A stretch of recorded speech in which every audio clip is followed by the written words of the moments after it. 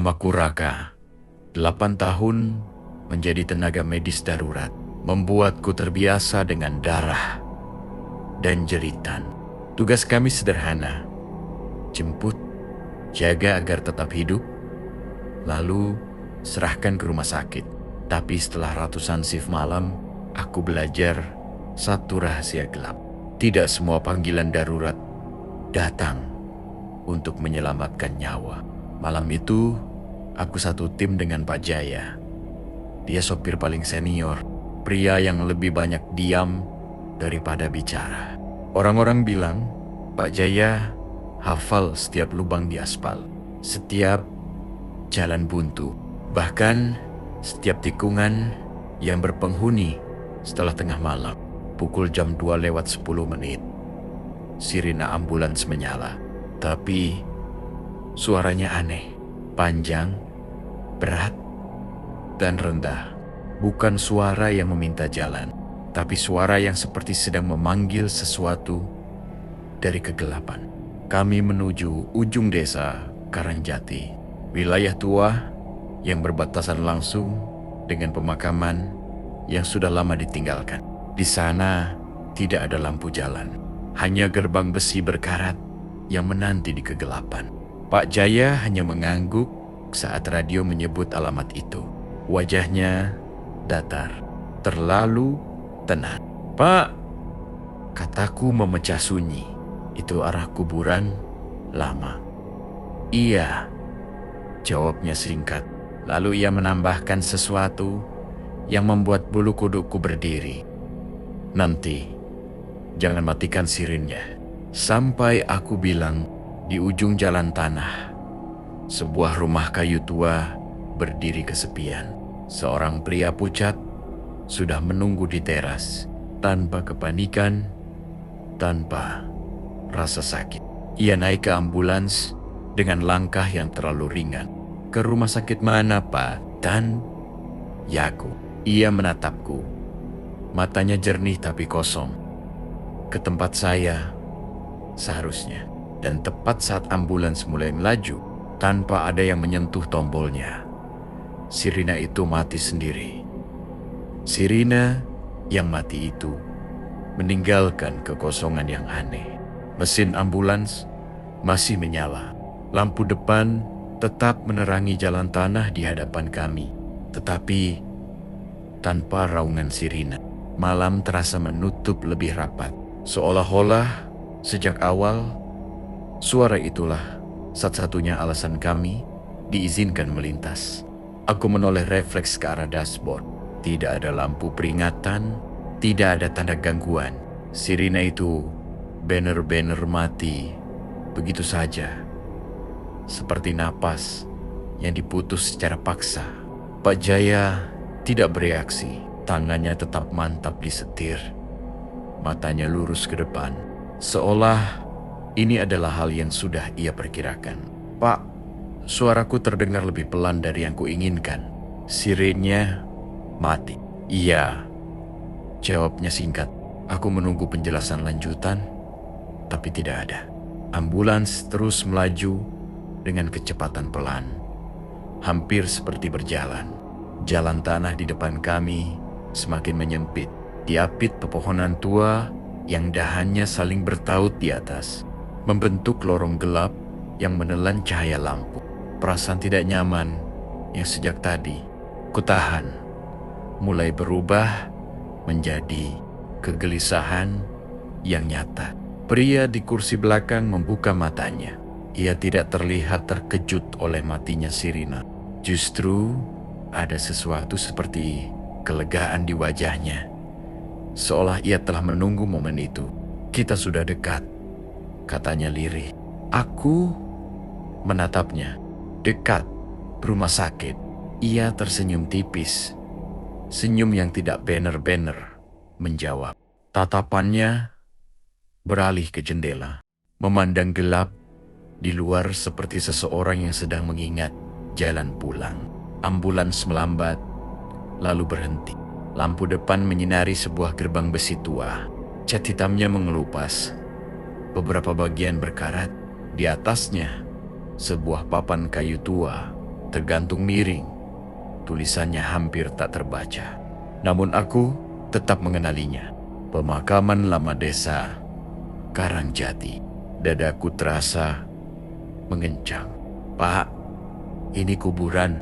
"Iya," jawab Pak Jaya. Kali ini suaranya terdengar sedikit lebih berat. "Kita sampai." Aku berbalik kursi belakang. Ini bukan rumah sakit. Kita salah jalan. Pria itu berdiri perlahan, tanpa dibantu, tanpa goyah. Ia menatap gerbang kuburan dengan ekspresi yang sulit kuartikan. Bukan takut, bukan sedih, melainkan seperti seseorang yang akhirnya tiba di tujuan setelah perjalanan panjang. "Tidak salah," katanya. "Tenang, memang kesini udara di dalam ambulans semakin dingin. Aku bisa melihat napasku sendiri mengepul tipis. Sesuatu yang tidak seharusnya terjadi. Di ruang tertutup dengan mesin menyala, aku melirik Pak Jaya, berharap ia menghentikan semua ini, mengatakan bahwa ini hanya kesalahpahaman. Namun ia tetap duduk di kursinya, tidak bergerak, tidak menoleh, seolah keberadaannya di sana hanyalah pelengkap. Pria itu meraih gagang pintu ambulans. Tangannya berhenti sesaat, lalu ia menoleh ke arahku. "Kamu tidak perlu ikut," katanya pelan. "Tapi kalau kamu ikut, jangan panggil siapa-siapa." Aku belum sempat bertanya apa maksudnya ketika pintu terbuka dengan bunyi berderit panjang. Udara malam menerobos masuk, membawa bau tanah basah dan dedaunan lapuk bau khas kuburan yang jarang terjamah. Pria itu turun dari ambulans. Langkahnya mantap, tidak seperti orang yang baru saja mengeluh sesak napas. Ia berjalan menuju gerbang pemakaman, dan tepat ketika kakinya menginjak tanah di depan gerbang, lampu ambulans berkedip sekali. Aku turun mengikutinya. Entah karena naluri sebagai petugas medis atau karena rasa takut yang justru mendorongku untuk tidak sendirian di dalam ambulans itu. Setiap langkah terasa berat, seolah tanah di bawah kakiku mencoba menahanku. Gerbang pemakaman tidak terkunci. Ia terbuka perlahan, berdecit panjang, seperti enggan membiarkan siapapun masuk. Pria itu melangkah ke dalam tanpa ragu, menyusuri jalan setapak yang diapit nisan-nisan tua. Aku mengikutinya dari jarak beberapa langkah. Lampu senter di tanganku menerangi bata-bata nisan yang tertutup lumut. Sebagian miring, sebagian retak. Nama-nama di sana nyaris tak terbaca. Dimakan usia, pria itu berhenti di sebuah nisan yang letaknya agak jauh dari pintu masuk. Seolah ia sudah hafal betul arah menuju tempat itu. Aku mendekat, mengarahkan senter ke batu nisan tersebut. Dan saat itulah kakiku terasa lemas. Nama yang terukir di sana adalah nama pria yang berdiri di depanku. Lengkap, jelas, dengan tanggal kematian yang tertera 10 tahun lalu. Aku mundur selangkah, napasku memburu. Ini tidak mungkin. Pria itu menatap nisannya sendiri, lalu mengangguk pelan. Seperti seseorang yang menemukan sesuatu yang memang sudah ia cari. "Sudah lama saya menunggu dijemput," katanya. "Ambulansnya selalu datang, tapi tidak pernah sampai." Aku menoleh ke arah ambulans di kejauhan. Dari balik gerbang, lampunya tampak redup, hampir seperti bayangan. Dan saat itulah aku sadar akan satu hal yang membuat darahku terasa dingin. Pak Jaya belum turun dari ambulans sejak awal. Aku berdiri terpaku di depan nisan itu, sementara pria tersebut tetap memandang. Ukiran namanya sendiri dengan wajah yang sama tenangnya seperti saat ia pertama kali naik ke ambulans. Tidak ada keterkejutan, tidak ada kesedihan, seolah kematian hanyalah sebuah alamat yang sempat terlupa. Angin malam berembus pelan, menggerakkan dedaunan kering di antara nisan-nisan. Suaranya terdengar seperti bisikan yang tak pernah selesai. "Kamu tahu tentang ini?" tanyaku dengan suara yang hampir tak keluar. Ia mengangguk pelan. "Aku tahu, aku mati. Yang tidak ku tahu hanya satu, kenapa aku belum sampai." Dadaku terasa semakin sesak. Aku memaksa diri untuk tetap berdiri tegak, menahan dorongan kuat untuk berlari kembali ke ambulans. Naluriku sebagai tenaga medis memberontak, menolak menerima apa yang berdiri di hadapanku. Kecelakaan, lanjutnya pelan, seolah membaca pikiranku. Ambulans terguling di tikungan lama. Sopirnya tidak sempat mengerem. Kata-kata itu menghantam ingatanku. Bertahun-tahun lalu, sebelum aku bergabung dengan tim ini, memang pernah terjadi kecelakaan ambulans di jalur desa. Aku pernah mendengar kisahnya, sekilas tentang pasien yang meninggal di tempat dan sopir yang tak sempat diselamatkan. "Kamu ingat?" katanya lagi, menatapku. "Walau kamu tidak ingin." Aku menoleh ke arah ambulans. Dari balik gerbang, kendaraan itu terlihat semakin redup, seperti foto lama yang warnanya mulai memudar.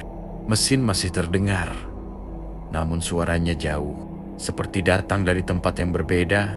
"Pak Hayah," gumamku. Pria itu mengikuti arah pandanganku. "Dia tidak pernah turun," katanya pelan. "Sejak malam itu." Aku menelan ludah. "Apa maksudmu?" "Dia selalu mengantar," jawabnya, "tapi tidak pernah sampai."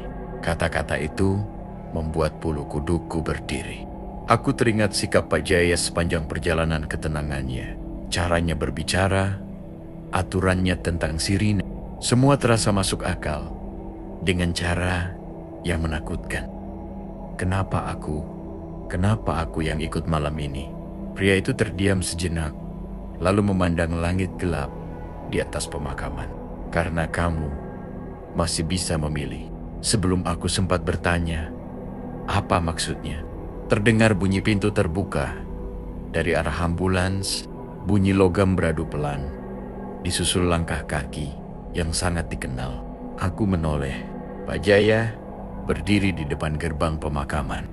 Wajahnya sama seperti sebelumnya, tenang, tanpa ekspresi, namun sorot matanya kini terasa kosong, seolah menembus sesuatu yang tidak bisa kulihat. "Kita harus selesai," katanya datar. Aku melangkah mundur. "Selesai apa, Pak?"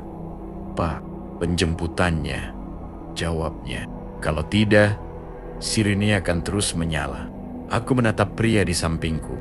Ia mengangguk kecil, seperti seseorang yang akhirnya mendapat kepastian. "Sudah waktunya," katanya. Aku merasa tanah di bawah kakiku semakin berat. Kalau aku ikut, apa yang terjadi padaku? Pak Jaya menatapku lama, lebih lama dari sebelumnya. Untuk pertama kalinya sejak aku mengenalnya, ada sesuatu seperti kelelahan di wajahnya. "Kamu akan pulang," katanya akhirnya. "Kalau kamu tahu kapan harus berhenti." Aku tidak tahu harus percaya pada siapa. Namun, sebelum aku sempat mengambil keputusan, angin berembus lebih kencang dan lampu ambulans berkedip kembali. 1 kali, 2 kali. Sirine berbunyi pendek, bukan raungan, hanya satu nada rendah, seperti panggilan terakhir. Pria itu melangkah maju, berdiri tepat di depan nisannya. Kabut tipis mulai naik dari tanah, melingkupi kakinya, lalu perlahan naik hingga menutupi tubuhnya. "Aku menunggu terlalu lama," katanya pelan. "Terima kasih sudah ikut sampai sini." Dalam hitungan detik, sosoknya memudar, menyatu dengan kabut dan gelap malam, meninggalkan nisan yang kini tampak lebih bersih, seolah baru saja disentuh. Keheningan kembali turun. Pak Jaya menoleh ke arahku. "Sekarang giliranmu memilih," katanya. Sirena berbunyi sekali lagi, dan aku sadar malam itu belum selesai. Aku berdiri di antara gerbang pemakaman dan ambulans, merasakan jarak itu seperti jurang yang perlahan melebar. Kabut yang tadi melingkupi nisan mulai menipis, menyisakan bau tanah basah yang menusuk hidung. Nisan itu kini tampak biasa saja dingin. Bisu seolah tidak pernah menjadi saksi percakapan yang baru saja terjadi. Pak Jaya melangkah mendekat. Sepatunya tidak menimbulkan suara di atas tanah. Padahal jalur setapak dipenuhi kerikil. Aku menyadari sesuatu yang baru. Bayangannya tidak jatuh ke tanah sebagaimana mestinya. Cahaya lampu ambulans menembus tubuhnya, memantul ke belakang, meninggalkan ruang kosong di tempat bayangan seharusnya berada. "Kamu masih di sini," katanya pelan. "Berarti kamu belum memilih." Aku menelan ludah. "Memilih apa, Pak?" "Menjadi saksi," jawabnya, "atau menjadi bagian dari perjalanan." Kalimat itu menggantung lama di udara. Aku memalingkan pandanganku ke ambulans, kendaraan yang selama ini kuanggap sebagai alat penolong. Malam ini, ia terasa seperti pintu. Apa yang terjadi kalau aku ikut? Dan jaku, Pak Jaya berhenti tepat di hadapanku. Untuk pertama kalinya, ia menatapku lurus. Tatapannya tidak mengancam, namun kosong. Seperti seseorang yang sudah terlalu lama menunggu. "Kamu akan melihat," katanya. "Berapa banyak yang dijemput, tapi tidak pernah sampai." Aku menggeleng pelan. "Dan kalau aku tidak ikut, Sirine akan mencari yang lain," jawabnya singkat. Kata-kata itu membuat dadaku berdenyut. Aku teringat wajah pria tadi, ketenangannya, kelegaan saat akhirnya tiba di nisannya. Ada sesuatu yang terasa adil, meski caranya mengerikan. Kami berjalan kembali ke ambulan. Pintu terbuka sendiri sebelum Pak Jaya menyentuhnya. Aku naik ke kursi belakang, duduk di tempat yang sama seperti sebelumnya.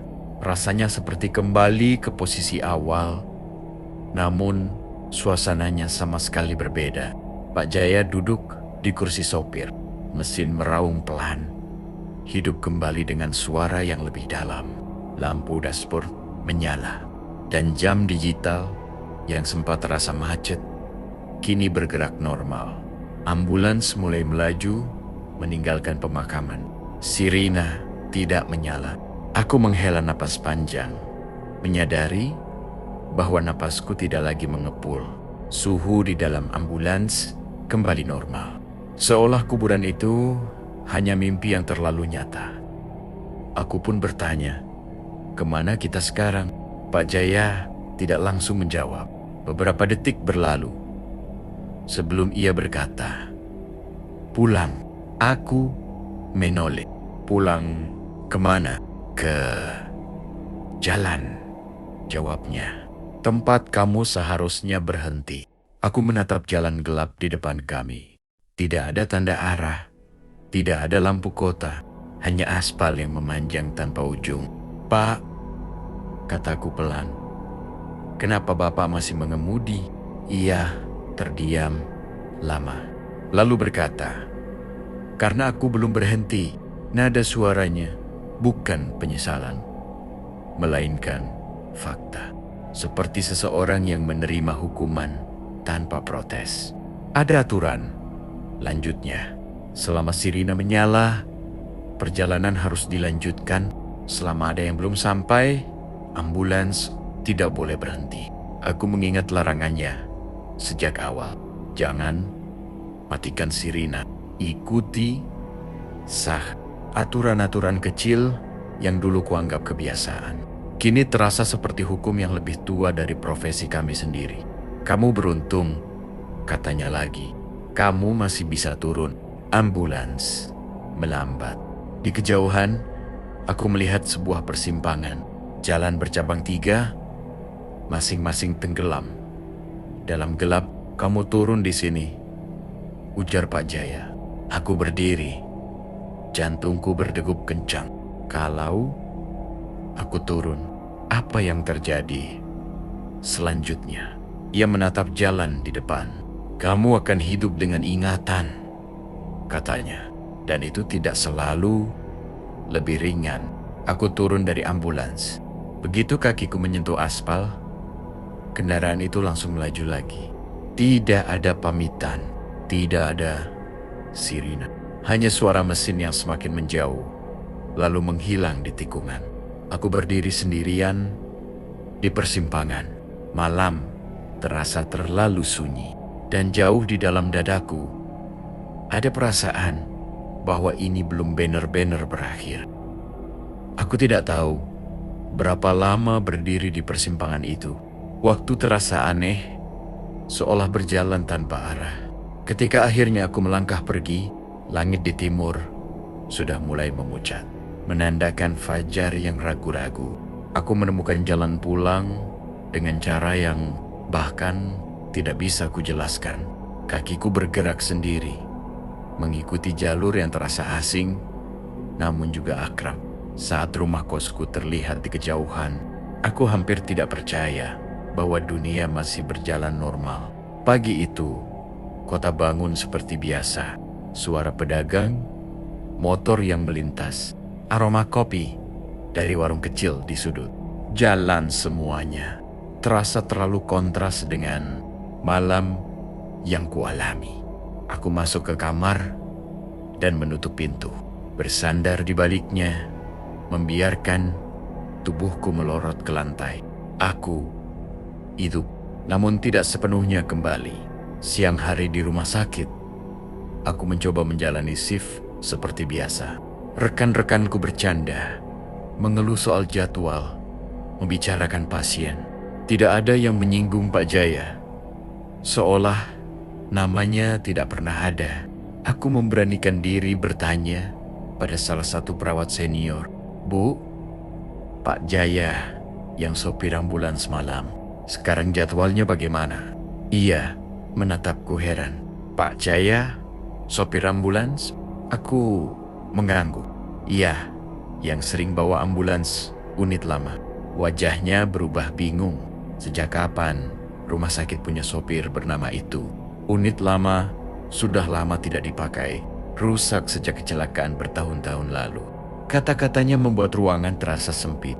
Aku tersenyum kaku, mengangguk, lalu pergi sebelum ia sempat bertanya lebih jauh.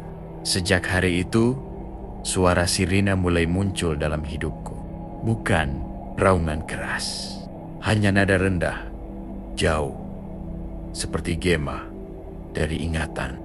Aku mendengarnya saat malam terlalu sepi, di sela suara hujan, di antara napasku sendiri ketika aku terbangun dari mimpi buruk.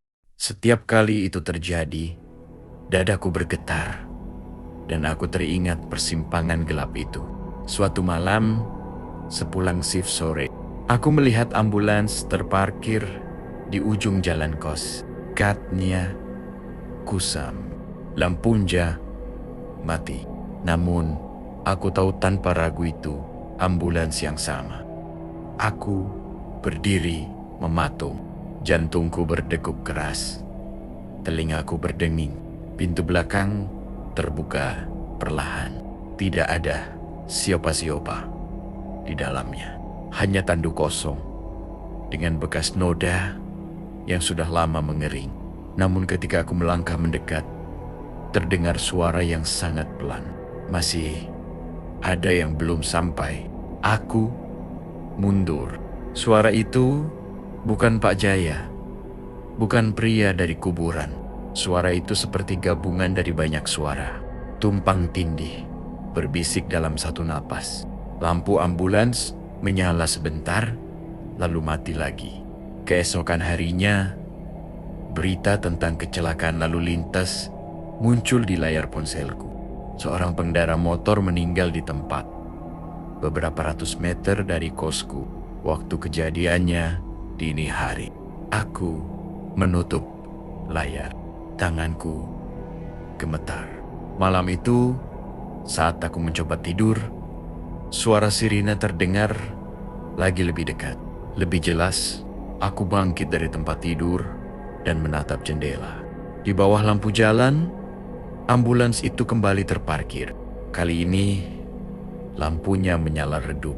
Di balik kaca depan, aku melihat siluet seseorang duduk di kursi sopir. Ia tidak menoleh, tidak memanggil. Namun aku tahu ia menunggu. Dan aku mulai mengerti. Aku memang sudah turun dari perjalanan itu. Tapi perjalanan belum sepenuhnya meninggalkanku. Aku menutup tirai jendela dengan tangan gemetar. Cahaya lampu ambulans masih menembus celah kain. Berkedip pelan seperti denyut nadi yang tidak mau berhenti. Aku duduk di tepi tempat tidur. Menunduk, menutup telingana, namun suara itu tidak datang dari luar. Sirine itu ada di kepalaku. Malam demi malam berlalu dengan pola yang sama. Setiap kali ada kematian mendadak di sekitar tempat tinggalku, ambulans itu muncul. Tidak selalu di depan kos, kadang di ujung gang, kadang di persimpangan jalan tempat aku turun dulu. Selalu diam, selalu menunggu. Aku mulai lelah. Di rumah sakit, aku melakukan kesalahan kecil yang tak pernah kulakukan sebelumnya. Salah mencatat waktu, salah membaca tekanan darah. Seorang dokter menegurku dengan wajah khawatir. "Kamu baik-baik saja, Rak?" "Tan, Yan." Aku mengangguk. Berbohong, aku tidak bisa menjelaskan bahwa setiap bunyi panjang klakson, alarm, bahkan tangisan bayi terkadang berubah menjadi sirine di telingaku. Puncaknya terjadi pada suatu malam hujan. Aku pulang terlambat. Hujan turun deras, memburamkan pandangan. Saat aku menyeberang jalan, tiba-tiba sirine terdengar sangat dekat. Aku berhenti refleks. Jantungku hampir meloncat keluar. Ambulans itu muncul dari balik hujan. Lampunya menyala terang kali ini. Sirinnya tidak meraung, hanya berdengung rendah, seolah memanggil namaku tanpa suara. Pintu belakang terbuka perlahan, dan aku melihatnya. Di dalam ambulans, bukan tandu kosong. Ada seorang anak kecil terbaring di sana. Wajahnya pucat, matanya terpejam, dadanya tidak bergerak. Tangannya kecil, dingin, dan di pergelangan tangannya terpasang gelang rumah sakit. Aku mengenali gelang itu. Unit gawat darurat tempatku bekerja. Langkah kakiku bergerak sendiri mendekat. Hujan membasahi pakaianku. Namun aku tidak merasakannya. Aku hanya menatap anak itu. Tenggorokanku tercekat. Dia belum sampai. Terdengar suara Pak Jaya dari kursi sopir. Aku menoleh untuk pertama kalinya. Wajahnya terlihat jelas lebih tua, lebih lelah, seperti bayangan seseorang yang sudah lama kehilangan tujuan. "Kenapa?" "Aku," tanyaku, putus asa. "Karena kamu berhenti di persimpangan," jawabnya. "Dan tidak semua yang berhenti benar-benar pergi." Aku menggeleng keras. Aku tidak mau ikut lagi. Pak Jaya menatapku lama. "Kalau kamu tidak ikut," katanya pelan, "Sirina akan mencari yang lain. Dan mereka tidak selalu sekuat kamu." Aku menatap anak itu lagi. Hujan semakin deras, menciptakan suara seperti ribuan langkah kaki di atap ambulans. Di dadaku, sesuatu runtuh. "Ini yang terakhir?" "Dan Caku." Pak Jaya tidak langsung menjawab. Ia menoleh ke depan, ke jalan gelap yang menanti. "Tidak ada yang banner-banner terakhir," katanya. "Tapi ada yang bisa diselesaikan." Aku menghela napas panjang. Kakiku melangkah naik ke ambulans. Begitu pintu tertutup, dunia di luar menghilang. Hujan, jalan, lampu kota, semuanya lenyap. Ambulans melaju lebih cepat dari sebelumnya. Sirine menyala penuh, memenuhi ruang dengan suara yang menekan dada. Kami melewati jalan yang tidak kukenal. Rumah kosong, pepohonan tanpa daun. Lalu, di kejauhan, terlihat gerbang besi yang sama. Pemakaman itu, ambulans berhenti tepat di depan gerbang. Sirine mati seketika, menyisakan keheningan yang menusuk. Pak Jaya menoleh ke arahku. Kali ini, katanya, kamu tidak boleh ragu. Aku menatap anak kecil di tandu. Dadanya masih diam. Aku membuka pintu ambulans.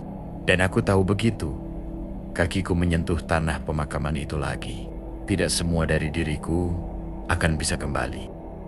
Tanah pemakaman terasa lebih dingin dari yang kuingat. Setiap langkah kakiku seolah menempel pada bumi. Berat, seperti ada sesuatu yang menahanku untuk melangkah lebih jauh. Kabut kembali naik perlahan, bukan tiba-tiba, melainkan seperti napas panjang yang dilepaskan oleh malam. Aku mendorong tandu keluar dari ambulans. Anak kecil itu terbaring diam.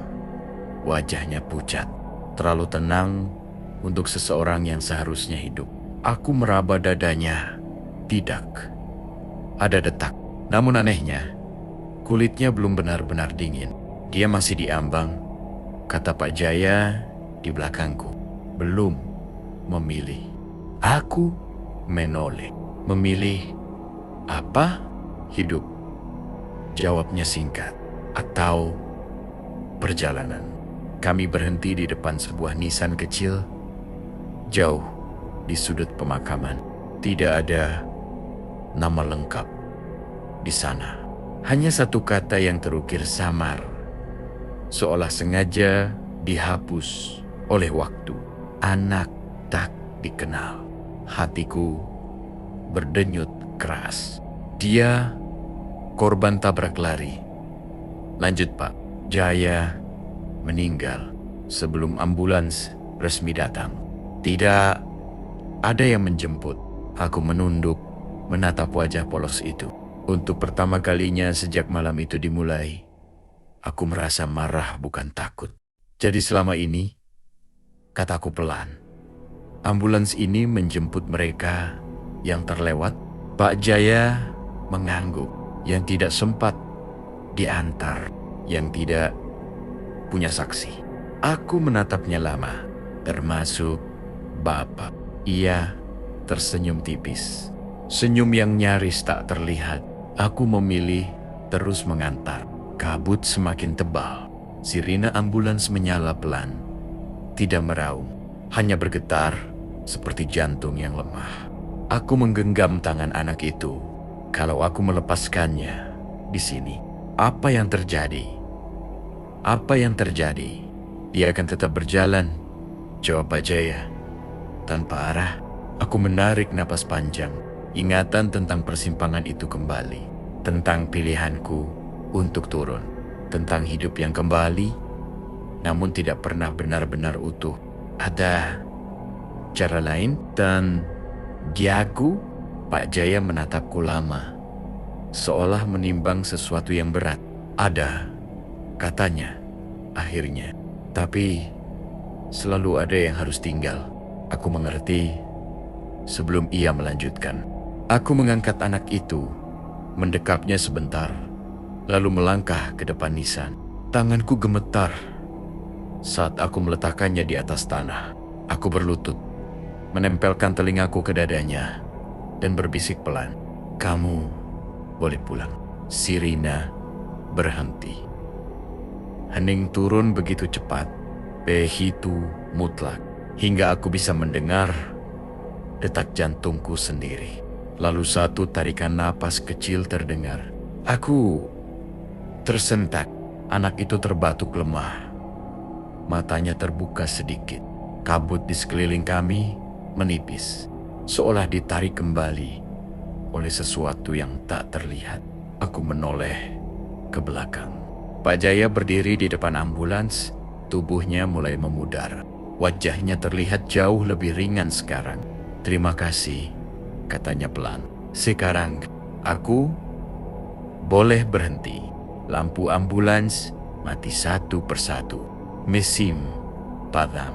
Kendaraan itu perlahan memudar, menyatu dengan kabut, hingga yang tersisa hanya tanah kosong dan kesunyian. Aku kembali menatap anak itu. Ia bernapas, lemah, tapi hidup. Beberapa hari kemudian, aku mendengar kabar tentang seorang anak yang selamat secara ajaib. Setelah dinyatakan meninggal di tempat, tidak ada yang tahu siapa yang menemukannya. Dan sejak malam itu, aku tidak pernah mendengar sirine itu lagi. Namun terkadang, saat malam terlalu sunyi, aku teringat persimpangan gelap itu, tentang ambulans yang tidak pernah sampai, tentang mereka yang terlewat. Aku tahu satu hal sekarang, selama masih ada yang menunggu dijemput, suatu hari nanti, sirine itu mungkin akan terdengar lagi. Dan semoga bukan aku yang harus memilih kali ini.